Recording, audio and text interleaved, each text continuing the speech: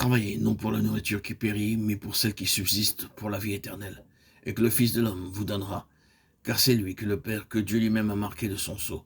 Jean 6, 27. Le Seigneur déclara au peuple qui le suivait la raison les poussant à le suivre, parce qu'ils avaient mangé des pains. À l'entendu de ces paroles, ils furent offensés et partirent. Jean 6, 5, 26, 27 et 66.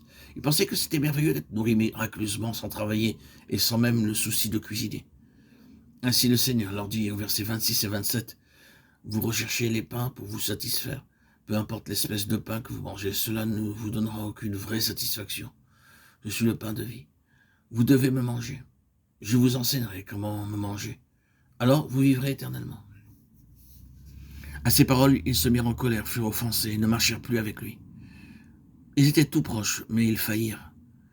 Ils auraient pu recevoir le royaume de Dieu, mais ils partirent avides. Ils étaient du sel sans saveur. Êtes-vous comparable à du bon sel ou n'êtes-vous que du sel sans saveur? Combien d'ennemis, d'amis, d'étrangers et de parents ont été spirituellement bénis par votre vie? Nous aimons le sel. Chaque fois que notre gorge s'enroue, nous utilisons du sel. Il n'y a rien de tel combien nous sommes tous reconnaissants pour le sel. Juste un peu de sel soulage. C'est ainsi que notre vie doit être. Nous sommes par nature comme le poivre. Plutôt que d'amener du soulagement et du réconfort, nous heurtons la sensibilité des autres et nous apportons la peine. Certains apportent la bénédiction et nous sommes tristes lorsqu'ils sont partis. Tout comme une petite quantité de sel, ils vous apportent réconfort, joie, encouragement et rafraîchissement. Si quelqu'un est en Christ, il est une nouvelle créature. Les choses anciennes sont passées. Voici, toutes choses sont devenues nouvelles. 2 Corinthiens 5, 17. Ce n'est que par la venue du Seigneur Jésus dans notre vie que nous avons une vie avec du sel. Lorsque vous êtes changé par lui ou que vous alliez, vous serez appelé d'un nom nouveau et les gens vous recevront et vous accueilleront comme le bon sel. Certains trouvent leur joie et leur satisfaction en servant les autres. C'est parce qu'ils sont devenus le bon sel.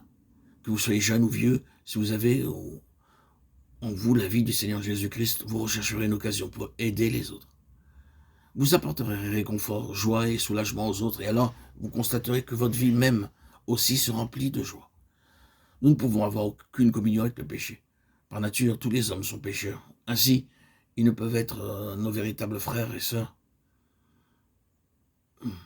Ceux qui appartiennent au Seigneur et font sa volonté deviennent nos frères et sœurs pour l'éternité. Notre Seigneur dit que si vous désirez de véritables frères et sœurs qui vous aimeront pour l'éternité, alors vous devez tout d'abord apprendre à être libre de toute partialité de l'amour humain. Quelle mesure de réconfort, d'inspiration, de paix, de joie les autres reçoivent-ils à travers vous chaque jour? Ou êtes-vous comme le sel sans saveur? Le Seigneur est puissant pour vous changer. Venez à Jésus et dites-lui, « Oh Seigneur, jusqu'à ce jour, j'étais comme le sel sans saveur.